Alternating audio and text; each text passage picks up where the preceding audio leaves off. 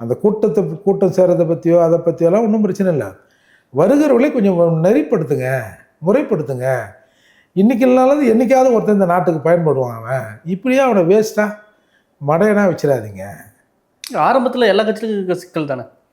அப்படியா சொல்கிறீங்க? அப்படி நான் பார்க்குறேன். நீங்கள் பார்ப்பீங்க. அந்த மாதிரி இல்லையே. நீங்கள் சார், திமுக ஒரு தவறான சித்தாந்தம் இருந்தாலும் நீங்கள் அங்கே போய் கேளுங்களேன். அவன் 4 வரி ஏதாவது சொல்லுவான். நமக்கு அது ஒத்துக்கலைன்னு வச்சுங்க.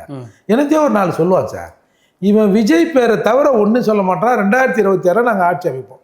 2 தான். ஒன்று விஜய், 2026 நாங்கள் ஆட்சி அமைப்போம்.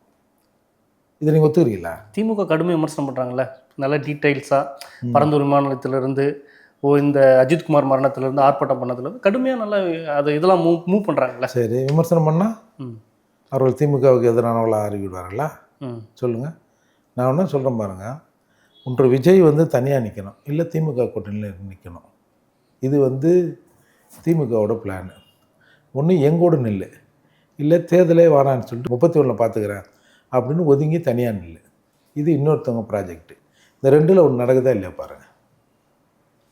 என்னை பொறுத்தவரைக்கும் நிச்சயமாக விஜய் அவர்கள் இந்த 26 தேர்தலை கூட புறக்கணிக்கலாம். நாங்கள் 31 பார்த்துக்குறோம் அப்படின்னு கூட சொல்லலாம்.